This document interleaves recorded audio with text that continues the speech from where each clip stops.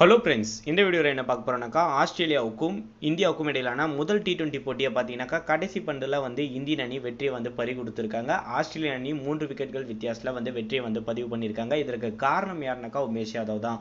அதை பற்றி தான் இந்த வீடியோவில் பார்க்க போகிறோம். கிட்டத்தட்ட பார்த்தீங்கன்னாக்கா இந்தியன் அணி முதல்ல பேட்டிங் பண்ணாங்க. ரோஹித் சர்மா 5 ரன்களில் வெளியேறினாலும் கூட கிடைத்த ஒரு வாய்ப்பை மிக சிறப்பாக பயன்படுத்தினார். KL ராகுல் 50 ரன்களை அடிச்சிருந்தார். 36 பந்தில் 6 4யும் ஒரு 6யும் அடிச்சிருந்தார். விராட் கோலி 24 ரன்கள் அடிச்சிருந்தாரு. ரிஷப் பண்டை பொறுத்த வரைக்கும் ஒரு 3 ரன்கள் அடிச்சிருந்தாரு. மகேந்திர சிங் தோனி ஒரு 29 ரன்கள் அடிச்சிருந்தாரு. தினேஷ் கார்த்திக் ஒரே ரன்கள்ல வெளியேறிந்தாரு. குணால் பாண்டியா 1 ரன்கள் அடிச்சிருந்தாரு. உமேஷ் யாதவ் 2 ரன்கள்ல வெளியேறிந்தார். இதன் மூலமாக இந்தியன் அணியை பொறுத்த வரைக்கும் 126 ரன்களுக்கு 7 விக்கெட்கள் இழந்துருந்துச்சு. 127 அடிச்சால் வெற்றி என்ற இலக்கோடு தான் ஆஸ்திரேலியா அணி பேட்டிங் தொடங்கினாங்க. ஆஸ்திரேலிய அணியை பொறுத்த வரைக்கும் பார்த்தீங்கன்னாக்கா 5 ரன்கள்ல 2 விக்கெட்களை இழந்திருந்தாங்க. மார்க் ஸ்டோனிங்ஸும் அதுக்கப்புறம் பின்ச்சும். அதுக்கப்புறம் கிளீன் மேக்ஸ்வெல் மிக சிறப்பான ஒரு ஆட்டத்தை வெளிப்படுத்தியிருப்பாரு. 43 பந்துகள் 56 ரன்களை எடுத்திருப்பாரு. இவர் ஒரு மிகப்பெரிய ஒரு நம்பிக்கையை ஆஸ்திரேலியாவுக்கு கொடுத்தாரு.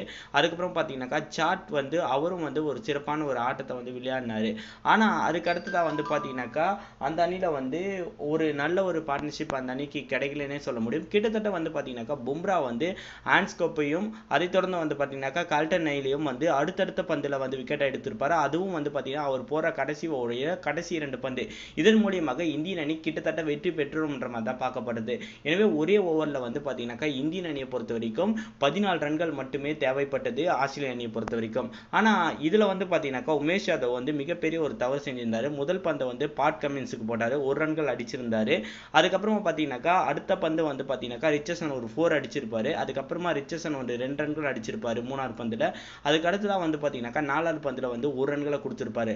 கடைசி 2 பந்துகள்ல 6 ரன்கள் அடிக்கணும். மிக கிரிட்டிக்கலான ஒரு சிச்சுவேஷன்ல இருக்கும்போது பார்த்தீங்கன்னாக்கா ஒரு தேவையில்லாத ஒரு பந்தை போட்டு 4 விட்டு கொடுத்தாரு.